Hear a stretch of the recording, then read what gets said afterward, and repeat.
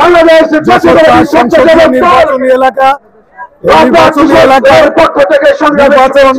সামনে রেখে নির্বাচনী প্রচার অভিযান তুঙ্গে উঠেছে।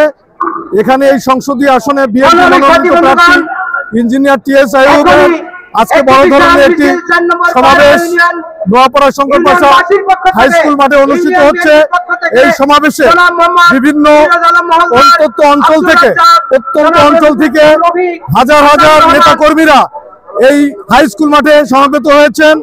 এখানে নারী পুরুষ সহ বিভিন্ন নেতা কর্মীরা এই সমাবেশে উপস্থিত হয়ে একটি উৎসবমুখর পরিবেশ তৈরি হয়েছে। এই আসনে প্রায় 4.5 লাখ ভোটার রয়েছে। আগামী নির্বাচনে এই অঞ্চল থেকে এই ভোটাররা ভোট প্রয়োগ করবে। এই আসনটি অত্যন্ত গুরুত্বপূর্ণ আসন, যশোর 4 এই কারণে গুরুত্বপূর্ণ যে এই আসন শিল্প এবং বাণিজ্যিক নগরী এবং বন্দর নগরী সংযুক্ত হয়। এই আসনের গুরুত্ব অনেক বেশি। এই আসনে TS Ayub engineer TS Ayub নির্বাচনী আজকে এই প্রথম জনসভা এখানে করছেন। এই সমাবেশের মধ্য দিয়ে অভয়নগর থেকে তার বড় ধরনের একটি শোডাউন শুরু হলো। হাজার হাজার নেতা কর্মী নির্বাচনী মাঠে একটি উৎসব নগর পরিবেশ এখানে তৈরি হয়েছে।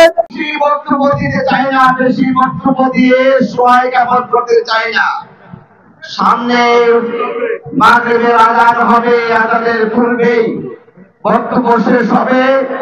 বক্তব্য শেষে আমরা একটা বড় কাফেলা এখানে একটা র্যালি সামান্য পথ অতিক্রম করে আমাদের আজকের কর্মসূচি শেষ করব। সবাই রাজি আছেন? সবাই ঘরে শিখে পড়তে প্রস্তুত? আমি ধরব, স্লোগান দেব, আপনারা আমার সাথে জবাব দেবেন। মার্কা কি আছে?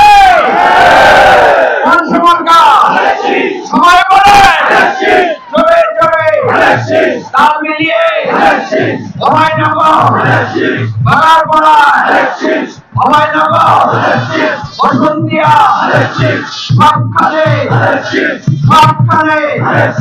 জোরে জোরে সবাই বলে আরো জোরে।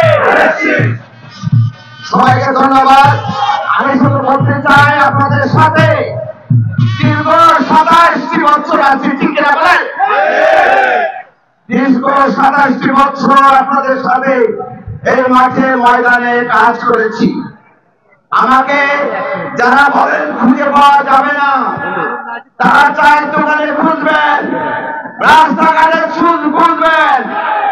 আজকে এই মঞ্চে যখন এসেছি আমি জনতার সারিতে ছিলাম কিনা বলেন? আমি মঞ্চ বাদ দিয়ে মানুষের কাতারেই ছিলাম। বক্তব্য দেওয়ার আগে আমি এই মঞ্চে এসেছি। বন্ধুরা, উন্নয়নের কথা যদি বলেন, বাগারপাড়া, বসুন্ধিয়া, এই অভয়নগরের প্রতিটি প্রান্তরে নিজের অর্থায়নে মসজিদ, মাদ্রাসা, স্কুল, কলেজ, রাস্তাঘাট প্রচুর করেছি। উদাহরণ আপনাদের মাঝে আছে, আপনারাই জানেন।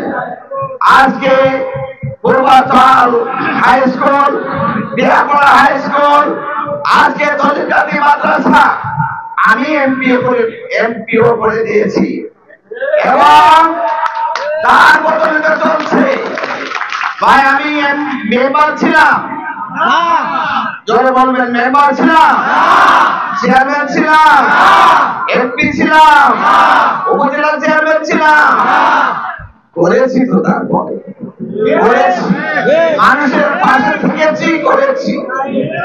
যারা আমার প্রতিপক্ষ, প্রতিদ্বন্দ্বী, যারা নির্বাচন করতে চান, নিজের পয়সা দিয়ে বাকি মানুষের জন্য কিছু করেছেন? একটা উদাহরণ দিতে পারলে এই পরিসরের থেকে নাকে খত দিয়ে বাড়ি চলে যাবো, রাজনীতি করবো না। রাস্তা করেছি, স্কুল করেছি, মাদ্রাসা করেছি, মসজিদ করেছি, মানুষের সুখে দুঃখে পাশে দেখেছি। হাজার হাজার নেতা কর্মী মামলা খেয়েছে জামিনে, তাদেরকে মুক্ত করেছি। হাজার হাজার নেতা কর্মী জেলখানায় গেছে, নিজের পয়সায় তাদেরকে 2 বেলা খাওয়াইছি।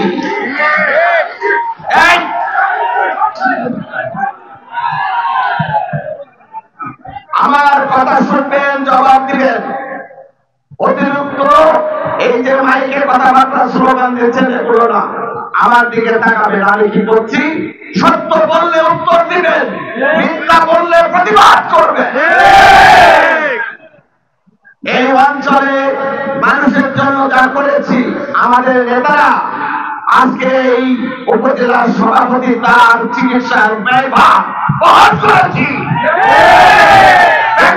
তার চিকিৎসা হবে কি হবে না আমি করে দিয়েছি। তাকে ঢাকা মেডিকেলের চিকিৎসার সমস্ত ব্যয়ভার করেছে। আমার নেতাদের কর্মীদের দীর্ঘদিন এমনই ভাবে আগলিয়ে রেখেছি। এই অঞ্চলের সমস্ত মানুষ বলতে পারবে না কারোর সুখে এবং দুঃখে এবং কষ্টের পাশে থাকে, সবাই থেকেছে। এখন নির্বাচন আসছে ধানের শীষে, এখন নির্বাচন আসছে গণতন্ত্র উত্তরণে। এই বৈতরণী নিয়ে আমাদেরকে পার হতেই হবে যে কোনো কারণে। আমরা দীর্ঘ 17 বছর আন্দোলন সংগ্রাম করেছি এই মাটি মানুষের জন্য।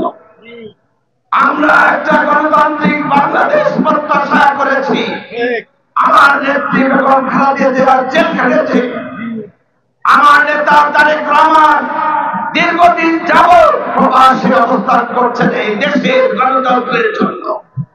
আজকে আমরা সেই গণতন্ত্রের উত্তরণের এক জায়গায় এসে দাঁড়িয়ে আপনাদেরকে জানাতে চাই, এই দেশের কোন অঞ্চলে কে কি করলো সেটা আমাদের দেখার বিষয় না। আমি জিএসআইও 1997 সাল থেকে এই মাটি মানুষের সাথে থেকেছি, কষ্ট করেছি, কর্মীদেরকে উদ্বুদ্ধ করেছি। বিগত 12টা নির্বাচনে 8টা নির্বাচনে এখানে আমি জয় করেছি। তখন তো কেউ ধানের শীষের বিজয়ের কথা বলেন। এই 97 সাল থেকে শুরু করে হাঁটি হাঁটি পা পা করে একটা একটা মানুষকে উদ্বুদ্ধ করে ধানের শীষের গণজোয়ার তৈরি করেছি। এই মাটি মানুষ জানে, এই অমায়নগর বাগারপাড়া বসুন্ধিয়ার মানুষ জানে কত পরিশ্রম করেছে, কত মামলা, কত হামলা, কত অন্যায় অবিচার আমাদের উপর দেখেছে। তারপরও এই মাটি মানুষ মুখে দাঁড়িয়েছে বাংলাদেশের একটা নতুন স্বপ্ন নিয়ে। বন্ধুরা, এই স্বপ্নের কথা বললে অনেক কথা বলা যাবে। এই নৌকাকে একটা আধুনিক শিল্প অঞ্চল হিসাবে আমাদেরকে গড়ে তুলতে হবে। বন্ধুরা, আজকে ভাবনার বড় সমস্যা জলবদ্ধতা। এই জলবদ্ধতা নিয়ে এনটিভিতে একটা বড় রিপোর্ট হয়েছিল আজ থেকে 2 বছর আগে। আমি আধা ঘন্টা বক্তব্য রেখেছিলাম ভাবনার উপরে।